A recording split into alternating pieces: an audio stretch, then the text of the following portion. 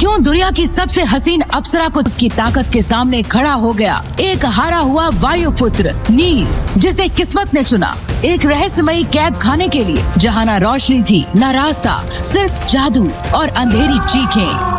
लेकिन अंधेरे का वो अंत नहीं था, और वहीं नील को मिली वो शक्तियाँ जो देवताओं ने छुपा रखी थी, और उसका सामना हुआ अघोरा से, एक अंधविश्वास में पलता राक्षस जो मरे हुए मर्दों की हड्डियों से शापित हथियार बनाता है और जिंदा दिलों से जादू। अघोरा न इंसान है न राक्षस, वो नील की मौत बनकर आया है, लेकिन शायद वही नील की किस्मत भी बदल सकता है। अब सवाल ये है कि क्या नील उस राजकुमारी का शिकार बनेगा या फिर बन जाएगा अघोरा की अगली तंत्र विद्या का हिस्सा। आखिर ये राजकुमारी किस मर्द की तलाश में है और इनकी कौन सी ख्वाहिश है जो अभी तक अधूरी है? उसका जिक्र तो हम अपनी जबान पर भी नहीं ला सकते। बस इतना जान ले कि राजकुमारी को मर्दों को गुलाम बनाने का शौक है, लेकिन जीतने वाले के साथ ये क्या करती है ये आज तक कोई नहीं जान पाया। हे भगवान, यानी कल फिर सैकड़ों औरतों की मांग का सिंदूर उजड़ जाएगा। न जाने कितनी माओं की गोद सूनी हो जाएगी। इतने सालों से मैं जिस मर्द की तलाश में हूँ, मेरी वो खोज और उसे पाने की ख्वाहिश अभी तक पूरी नहीं हुई। वृकोदर, माफ कीजिएगा राजकुमारी, लेकिन सुंदर नगर के डेथ मैच में शायद आपकी ख्वाहिश पूरी हो जाए। डेथ मैच में गुलामों के लिए एक नियम बनाया गया था। अगर एक भी गुलाम राज परिवार के किसी भी योद्धा को हराकर जिंदा बच जाए तो उसके साथ सारे गुलामों को आजाद कर दिया जाएगा। इतना आसान नहीं था, क्योंकि इन गुलामों की जिंदगी नरक से बदतर थी और इन्हीं गुलामों के बीच कैद था 16 साल का नील वायुपुत्र, जो कोई आम कैदी नहीं था। कल आजादी का नया सूरज निकलेगा, इस बार तुम लोगों की तरफ से मैं लड़ूंगा। सिर्फ नील ही नहीं, उसकी इकलौती बहन नीलिमा को भी इन धोखेबाजों ने कैद कर लिया था। अगर मेरे भाई को ये सब पता चला तो वो तुम सबको चीर कर रख देगा। पता तो तब चलेगा जब वो इस लायक बचेगा। हमने तेरे भाई के साथ ऐसा कांड किया है कि वो रोज अपनी मौत की भीख मांगता है। नील अपनी बहन को बचाना चाहता है और उसके लिए उसे इस कैद से निकलना जरूरी था। इसीलिए लोगों के सोने के बाद नील चुपचाप अपने पिता की दी हुई रहस्यमय किताब निकाल कर पढ़ने लगा, लेकिन काफी देर पढ़ने के बाद भी वो उसके मंत्रों का रहस्य समझ नहीं पाया। गुस्से और झुंझलाहट में नील उस किताब को कोठरी में एक जलते हुए दिए पर पटक देता है कि तभी अचानक उन जलते पन्नों के बीच से एक सुनहरी रोशनी चमकती है, जिसे देख नील की रूह कांप उठती है। ये सुनहरा पन्ना कहाँ से आया? मैंने इसे सैकड़ों बार पढ़ा, तब ये क्यों नहीं मिला मुझे? उस सुनहरे पन्ने पर प्राचीन अलौकिक भाषा में कुछ अजीब से निशान बने थे। हर निशान एक मंत्र था। जैसे ही नील ने उस पर हाथ रखा, वो सुनहरा पन्ना हजारों छोटे छोटे टुकड़ों में बट गया और वो टुकड़े नील के पूरे शरीर में चिपकने लगे। उसका शरीर गरम लावे की तरह जलने लगा। मेरा शरीर जल रहा है, बचाओ मुझे। ये क्या हो रहा है मेरे साथ? नील की चीखें पूरी काल कोठरी में गूंज उठती है, लेकिन उसकी आवाज बाहर किसी को सुनाई नहीं देती। उधर मैदान में एक एक करके गुलाम मारे जा रहे थे। तभी नील ने अखाड़े में कदम रखा। उसे देखकर राजदत्त बोला, तो तू अभी तक जिंदा है? लगता है तेरी मौत मेरे ही हाथों लिखी है। मेरी कहानी सुनकर लोग दुआ मांगेंगे कि उनके घरों में कभी कोई तुझ जैसे भाई और रिश्तेदार ना हो। रिश्ते कमजोर लोग बनाते हैं, मैं अकेला ही काफी हूँ। चल अब मरने के लिए तैयार हो जा। राजदत्त ने अपने हाथ की मुट्ठी को कसना शुरू किया और उसके शरीर में नीली ऊर्जा दौड़ने लगी। उसकी ताकत 100 हाथियों के बराबर थी।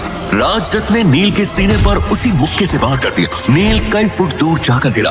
तभी उसकी आत्मा में बसे 9 दिव्य नागों की शक्ति जाग उठी। नील की कुंडलिनी शक्ति के 4 चक्र एक साथ चमकने लगे। वो फिर उठ खड़ा हुआ। ये देख वहाँ बैठे लोगों को अपनी आंखों पर विश्वास नहीं हो रहा था। इस हमले से कोई जिंदा नहीं बच सकता था, लेकिन नील ने राजदत्त की पूरी ताकत सोख ली थी। तेरा समय पूरा हुआ राजदत्त, अब मेरी बारी। नील ने एक जोरदार मुक्का राजदत्त को मारा। बस एक ही मुक्के में वो धूल भागते हुए कई फुट दूर जा गिरा। लोग खुशी से झूम उठे, ढोल लगाने बजने लगे और मणिकर्णिका अपनी जगह से चौंक कर खड़ी हो गई। एक गुलाम के अंदर ऐसी ताकत कैसे आ सकती है? आखिर कौन है ये वृकोदर? इसकी सच्चाई का जल्दी पता लगाओ। लगता है मेरी तलाश पूरी हुई। मणिकर्णिका के खास मंत्री वृकोदर ने जब नील की कहानी बताई तो मणिकर्णिका के पैरों तले की जमीन खिसक गई। यानी मेरे साथ इतना बड़ा धोखा। अब मैं इन लोगों को नहीं छोड़ूंगी। तभी नील मैदान में चिल्लाते हुए राजा नागेंद्र से बोला, डेथ मैच के नियमों के मुताबिक मैं जीत गया और अब आपको मुझे और इन सारे गुलामों को आजाद करना होगा। राजदत्त की हार उसके पिता युजवेंद्र और बड़े चाचा नागेंद्र को बर्दाश्त नहीं हुई। नागेंद्र किसी चोट खाए घायल सांप की तरह फुकार रहा था। वो इतनी आसानी से नील को छोड़ने वाला नहीं था। वो चिल्लाया, इतनी आसानी से नहीं नील, तुझे आजाद छोड़कर मैं इतने वर्षों की अपनी मेहनत बर्बाद नहीं कर सकता। मैदान में फिर मौत जैसा सन्नाटा छा गया। इससे पहले कि नील कुछ समझ पाता, आसमान गरजने लगा और लोहे की बड़ी सी हांडी जमीन पर आकर गिरी। उसमें से एक घिनौना सा दिखने वाला बूढ़ा आदमी बाहर निकला, जिसे देखकर सबकी चीखें निकल गई। नील गरजा, कौन हो तुम? तुम्हारी मौत अघोरा। अब शुरू होगा असली खेल। आखिर कौन था घोड़ा, किसने भेजा था उसे और अब वो क्या करेगा नील के साथ? क्या ये मणिकर्णिका की कोई चाल थी या किसी और की साजिश? कैसे बचाएगा नील अपना राज्य और अपनी बहन को? क्या वो ले पाएगा अपने पिता की मौत का बदला? अघोरा इस इलाके का एक दुष्ट लोहार है। वो अपनी जादुई विद्या से घातक हथियार बनाता है। वो आए दिन किसी न किसी को अगवा करके ले जाता है और आज तक उनमें से कोई भी वापस लौट कर नहीं आया। यह अफवाह है कि वो जिंदा लोगों के खून का इस्तेमाल करके रहस्यमयी हथियार बनाता है। लोगों ने नील को अघोरा द्वारा अगवा करके जाते हुए देख लिया था। धीरे धीरे यह खबर पूरे सुंदरनगर में फैल गई। जिस किसी ने भी इस खबर को सुना वो सुंदरनगर और उसकी प्रजा के भविष्य को लेकर चिंतित हुए बिना नहीं रह सका। जब नील के पिता महाराज वीरेंद्र जीवित थे तो अघोरा जैसे दुष्ट लोगों ने कभी भी किसी भी तरह की परेशानी खड़ी करने की हिम्मत नहीं की थी। एक समय था जब सुंदरनगर पूरे उत्तरी क्षेत्र का सबसे शक्तिशाली नगर हुआ करता था, लेकिन राक्षसों के हमले के बाद वो फिर से कभी पहले जैसा शक्तिशाली नहीं बन पाया। महाराज वीरेंद्र के समय सुंदरनगर ने एक बार फिर से उत्तरी क्षेत्र में अपनी पकड़ बनानी शुरू कर दी थी और अंदर की बात यह है कि इसी वजह से श्यामल साम्राज्य के सम्राट संधि प्रस्ताव से सहमत हुए थे। लेकिन अफसोस, महाराज की मृत्यु के बाद सुंदरनगर के हालात दिन ब दिन बिगड़ते ही जा रहे थे। अतीत में सुंदरनगर में रहने वाले लोग बेखौफ सड़कों पर चल सकते थे और कोई भी उन्हें नुकसान पहुंचाने या परेशान करने की हिम्मत नहीं करता था। लेकिन अब नगर से बाहर तो छोड़ो, नगर के अंदर भी उनका सम्मान नहीं होता था और अक्सर ही उन्हें सुंदरनगर के नौकरों और सैनिकों को रिश्वत भी देनी पड़ती थी ताकि वो उन्हें बेवजह परेशान न करें। आज की घटना के बाद उनकी रही सही उम्मीद भी टूट गई थी। उन्हें अब कोई उम्मीद नहीं रही कि सुंदरनगर अपनी वर्तमान स्थिति से कभी ऊपर उठ पाएगा।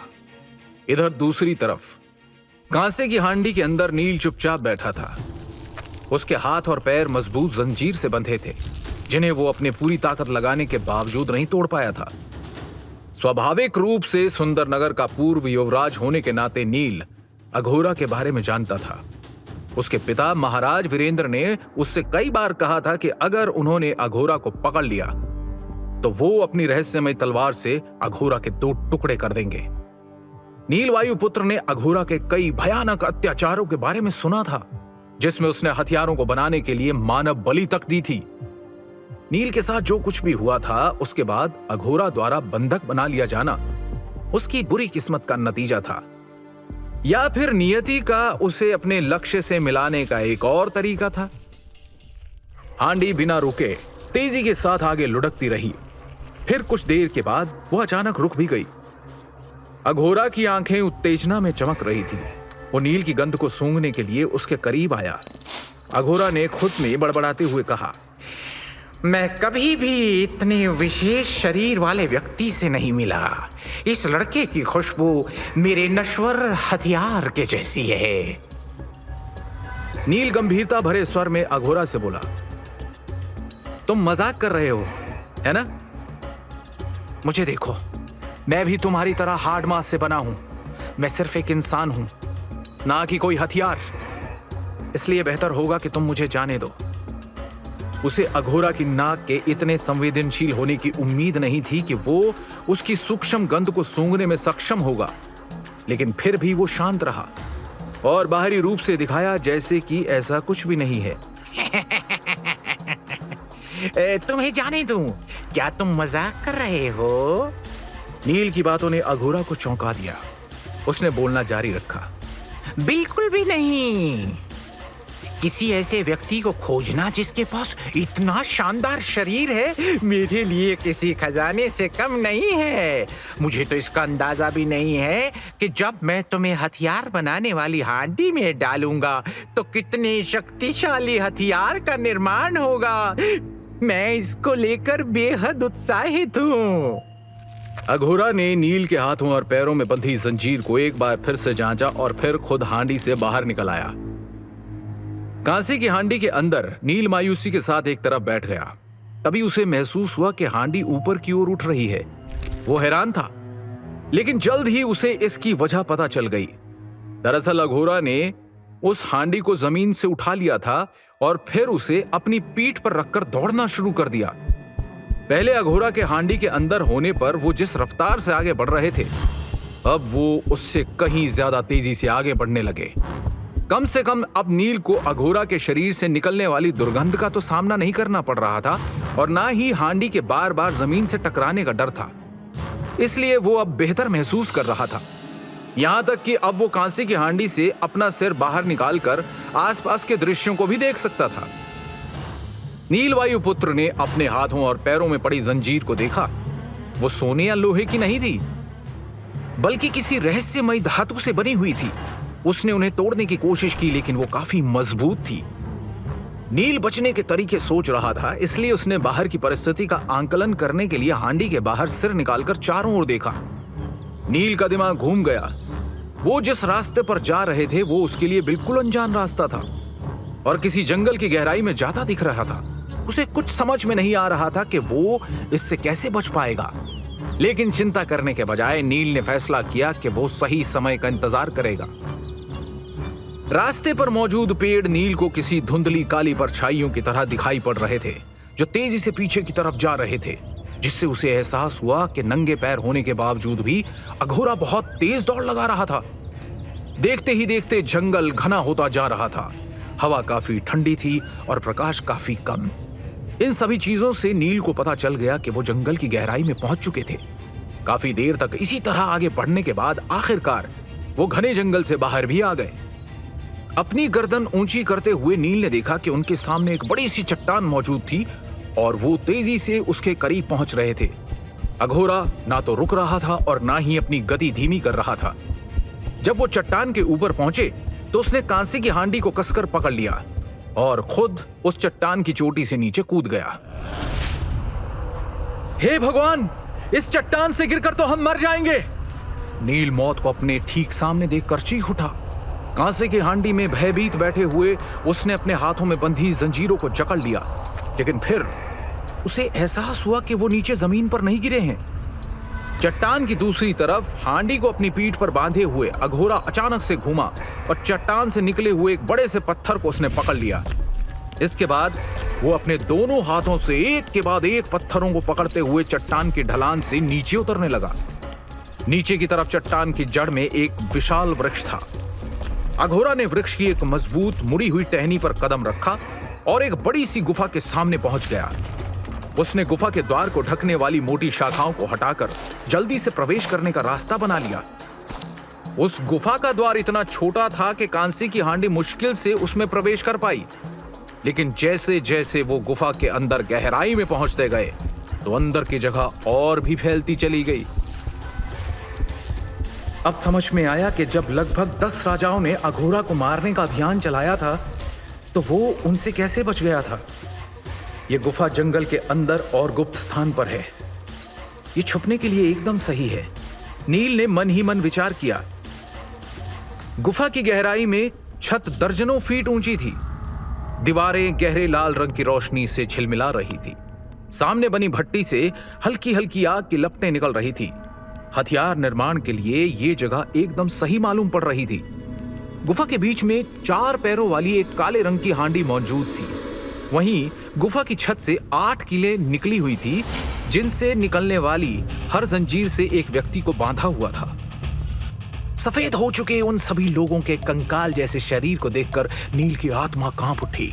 देखने से लगता था कि वो मर चुके हैं, लेकिन आत्मा को शरीर से जोड़े रखने के लिए उनकी सांस लगातार चल रही थी। नील ने अपनी आंखें बंद कर ली और बहुत मुश्किल से ही सही, लेकिन चल रही थी। वो इस बात का प्रमाण था कि वो लोग अभी भी जीवित हैं। भट्टी से थोड़ी ही दूरी पर लगभग 1 दर्जन लोहे के विशाल पिंजरे थे, जो लगभग 3 फीट चौड़े थे, जिनमें से प्रत्येक में एक व्यक्ति को रखा गया था। उनमें से अधिकांश की आंखों में नीरस भाव थे और उनके शरीर अनियंत्रित रूप से दर्द में कांप रहे थे। यह स्पष्ट था कि जितने लोगों ने कहा था, अघोरा उससे कहीं अधिक नीच था। अघोरा की हैवानियत देखकर नील वायुपुत्र दंग रह गया। तभी कांसे की हांडी जमीन से टकराई। हांडी को जमीन पर रखते ही अघोरा उस पर चढ़ गया और नील को किसी जानवर की तरह सूंघने लगा।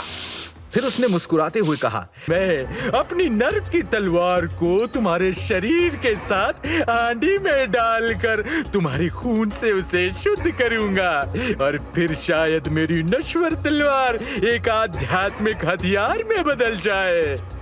एक लोहार के रूप में अघोरा हमेशा से ही बहुत ही भयंकर विधियों का प्रयोग करके हथियारों का निर्माण करता था। यह वही विधियां थी जिनका प्रयोग करके उसने 3 उच्च स्तर के नश्वर हथियार बनाने में कामयाबी हासिल की थी। हालांकि अघोरा उन सभी हथियारों को पसंद करता था, लेकिन उसे उन तीनों में से एक नर्क की तलवार बनाने पर बहुत गर्व था।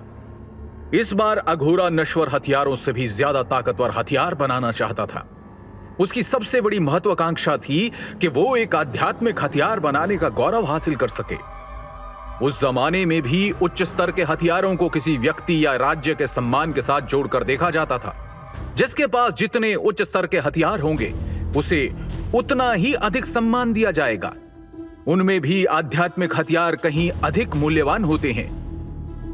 एक समय में शक्तिशाली और धनी राज्य के रूप में सुंदरनगर के पास केवल एक उच्च स्तरीय नश्वर हथियार मौजूद था, जिसका नाम था वायुनाशक तलवार, जो नील के पिता महाराज वीरेंद्र वायुपुत्र की तलवार थी। आसपास के 10 राज्यों में भी उस वायुनाशक तलवार की बराबरी करने वाला कोई हथियार नहीं था। वीरेंद्र वायुपुत्र ने शायद ही कभी उसका इस्तेमाल किया था, इसलिए ज्यादातर समय उसे सुंदरनगर में एक बेहद गुप्त स्थान पर हिफाजत से रखा जाता था, जो केवल शत्रुओं के मन में खौफ पैदा करने का काम करती थी। उसका मूल्य बहुत ही ज्यादा था। महाराज वीरेंद्र को मारने के बाद नागेंद्र वायुपुत्र ने उस अद्भुत तलवार की खोज करने की बहुत कोशिश की, लेकिन उसके सभी प्रयास व्यर्थ रहे। उसे खोज पाना तो दूर, कोई निशान या सुराग भी नहीं मिला कि उसे कहां रखा गया है। हालांकि वो तलवार नश्वर हथियारों में उच्च स्तर पर मानी जाती थी, लेकिन इसके बावजूद वो आध्यात्मिक हथियार की तुलना में कुछ भी नहीं थी। प्रत्येक राज्य अपने पास एक आध्यात्मिक हथियार होने की इच्छा रखता है। अगर एक सामान्य व्यक्ति को कोई आध्यात्मिक हथियार प्राप्त होता है, तो ये न केवल उस व्यक्ति के लिए बल्कि उसके पूरे परिवार के लिए विनाशकारी साबित हो सकता था। यहां तक कि अगर सुंदरनगर में किसी के पास कोई ऐसा हथियार होने की खबर भी मिलती है, तो उस व्यक्ति को उस हथियार को राज परिवार को सौंपना पड़ता था, वरना उसके पूरे परिवार को खत्म कर दिया जाता था। वैसे एक आध्यात्मिक हथियार का मालिक होने के नुकसान के साथ साथ फायदे भी थे, जैसे कि आध्यात्मिक हथियारों में विशेष शक्तियों को समाहित किया जा सकता था, और यहां तक कि कुछ हथियारों में से तो साधना की गति को तेज करने की क्षमता भी होती थी।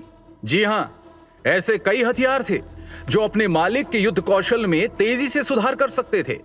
इस तरह की अनगिनत क्षमताओं की वजह से लोगों के मन में ऐसे आध्यात्मिक हथियारों को हासिल करने का लालच कभी समाप्त नहीं होता था, फिर चाहे उसके लिए उनके पूरे परिवार का जीवन ही क्यों ना दांव पर लग जाए। जब नील ने अघोरा की बात सुनी तो वो कड़वाहट से मुस्कुराया। नील ने व्यंग्य करते हुए कहा, शस्त्र निर्माण के लिए महत्वपूर्ण घटक उच्च कोटि की धातु और एक उच्च तापमान वाली आग होती है, और अगर आपके पास इनमें से एक की भी कमी हो तो उच्च श्रेणी के हथियार का निर्माण करने की कोई संभावना नहीं होगी। यह हथियार निर्माण करने का एकमात्र सूत्र है। मुझे यकीन है कि आप इस बात को मुझसे बेहतर समझते हैं, इसलिए यह कहना बेवकूफी है कि आप केवल मेरे मांस और रक्त का उपयोग करके एक आध्यात्मिक हथियार का निर्माण कर सकते हैं।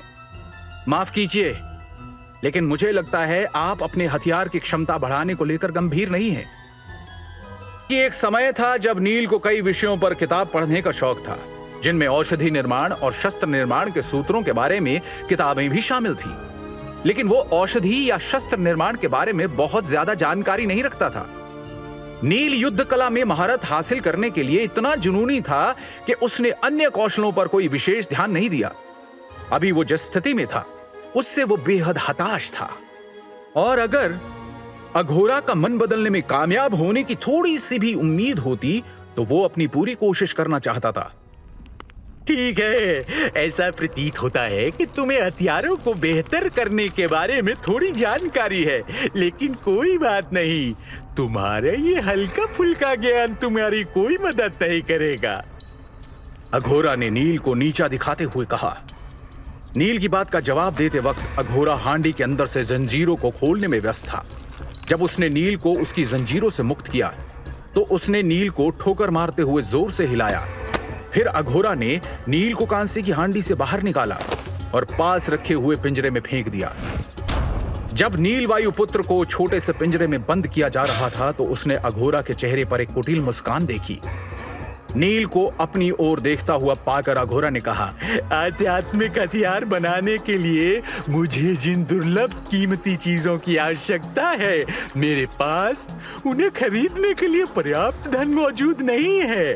साथ ही मैं जिस आग का उपयोग कर रहा हूँ वो भी औसत दर्जे की है। इसलिए एक आध्यात्मिक हथियार विकसित करने के लिए मुझे काले जादू का इस्तेमाल करना होगा, तभी मैं अपने लक्ष्य को पाने में कामयाब हो पाऊंगा। अघोरा ने अपनी बात जारी रखते हुए कहा, वही हथियार को तुम्हारे शरीर के साथ शुद्ध करना भी आध्यात्मिक हथियार बनाने का ही एक तरीका है। चलो हम कुछ अच्छा होने की आशा करते हैं। आखिरकार तुम्हारा मांस और रक्त वास्तव में बहुत खास है। कौन जाने, शायद मैं हमेशा की तरह इस बार भी भाग्यशाली रहूं। अघोरा की आंखें उम्मीद से भरी थी। उसे समझ आ चुका था कि नील वायुपुत्र सामान्य इंसानों से कुछ अलग है। वो एक कुटिल मुस्कान के साथ बोला, आशा करता हूँ कि सब बढ़िया होगा। दरअसल ये ऐसी भावना थी जिस पर हर लुहार भरोसा करता था, और ये मुहावरा उसी भावना को प्रदर्शित करता था। चाहे कोई कितना भी विशेषज्ञ क्यों ना हो, किसी भी कार्य को शुरू करते वक्त उसके परिणाम के बारे में पूरे विश्वास के साथ कुछ भी कहना मुश्किल होता है। इसलिए कार्य की शुरुआत तो बस विश्वास के साथ ही करनी पड़ती है। इस बात से कोई इनकार नहीं करेगा कि शस्त्र निर्माण का काम 90% योग्यता और 10% भाग्य पर निर्भर करता है। ज्यादातर लोगों को ऐसा लगता है कि भाग्य ने इस प्रक्रिया में ज्यादा भूमिका नहीं निभाई। फिर भी कुछ लोहारों ने उस 10% भाग्य के कारण कुछ बेहतरीन हथियार बनाने में कामयाबी हासिल की है। नील वायुपुत्र को विश्वास ही नहीं हो रहा था कि कैसे उसका जीवन अघोरा के लिए एक जुआ बनकर रह गया है। नील का दिल वास्तविकता को स्वीकार नहीं करना चाहता था, लेकिन वो ये सोचकर कड़वाहट से हंसा कि मैं इसे बदलने के लिए कुछ भी नहीं कर सकता। वो बस इतना ही कर सकता था कि वो चुपचाप बैठ जाए और खुद को बहुत कमजोर होने के लिए दोष दे। हालांकि नील पिछले महीने तेजी से प्रगति कर रहा था और वह मूलाधार चक्र से मणिपुर चक्र तक पहुंचने में कामयाब रहा था, लेकिन फिर भी यह पर्याप्त नहीं था। हम जितने भी ताकतवर क्यों ना हो जाए, जीवन की चुनौतियां आपकी ताकत से एक स्तर ज्यादा ही होती हैं। कभी कभी इंसान का भाग्य बेहद क्रूर हो जाता है। इंसान कभी समझ नहीं पाता कि उसके साथ जो हो रहा है वो नियति का कोई खेल है या उसका दुर्भाग्य। हाल ही में नील वायुपुत्र को अपने कौशल को सुधारने, अभ्यास करने और खुद को मजबूत बनाने का मौका मिला था, और वो इस बात को लेकर उम्मीद लगा बैठा था कि वो और अधिक शक्तिशाली बन सकता है।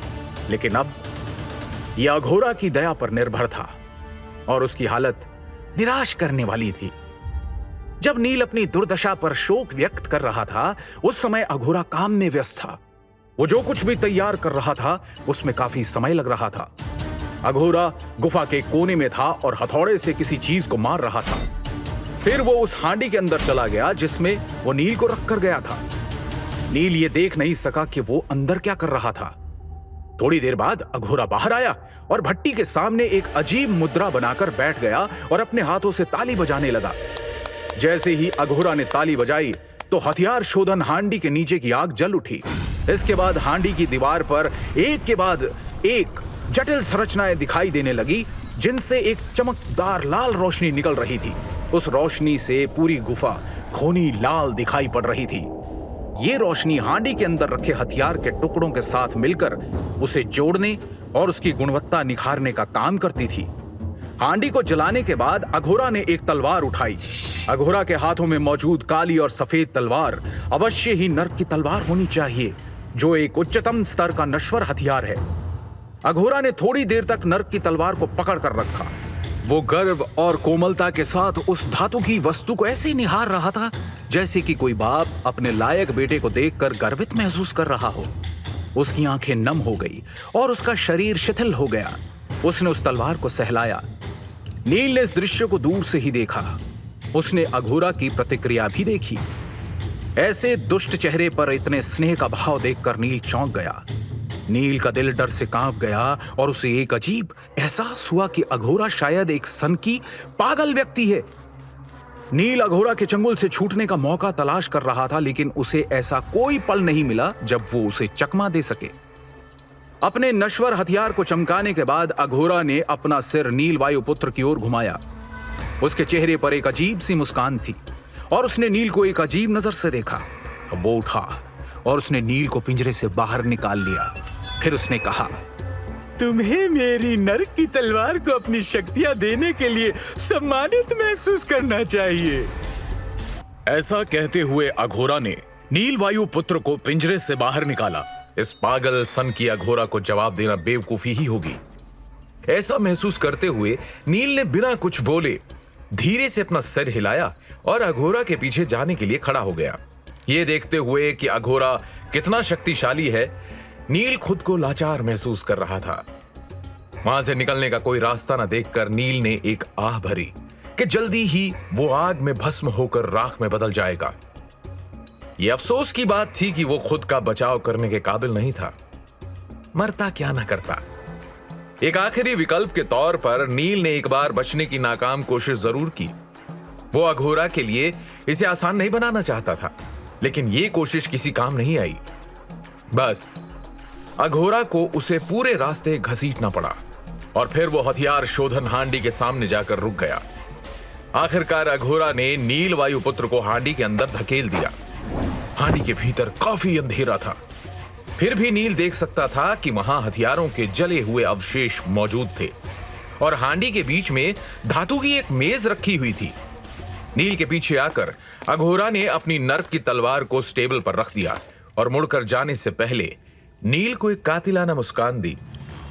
फिर जैसे ही अघोरा हांडी से निकलने को हुआ तो वो अचानक रुक गया, जैसे कि वो कुछ भूल गया हो। वो पीछे मुड़ा और उसने अपने हाथों को हवा में लहराया, जिससे पीले रंग का चूरा यानी धूल जैसा कुछ प्रकट हुआ और उसने नील को पूरी तरह से ढक लिया। अगले पल जैसे ही नील ने सांस ली, उसने सुगंधित पीले चूर्ण की एक छोटी मात्रा को सांस के माध्यम से अपने शरीर में जाते हुए महसूस किया। भले ही ये एक छोटा हिस्सा था, फिर भी इसके असर से नील को कमजोरी महसूस होने लगी थी। उसने जल्द ही इस गंध की वजह से इसे पहचान लिया।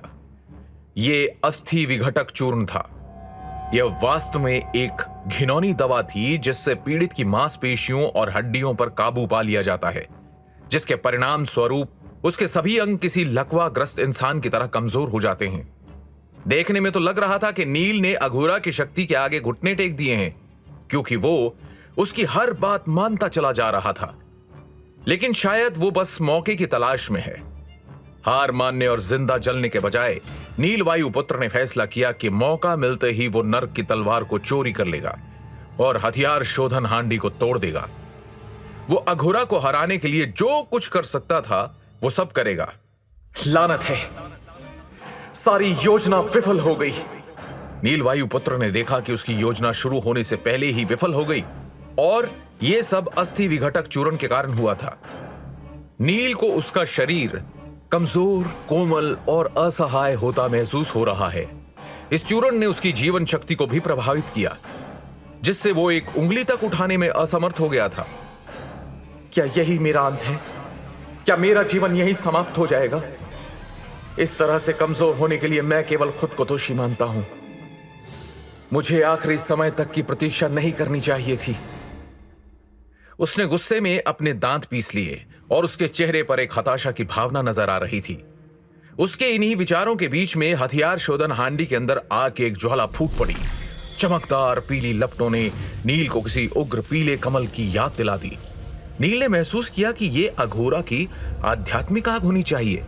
आग तुरंत फैल गई और हथियार शोधन हांडी को आग ने पूरी तरह से अपने आगोश में ले लिया।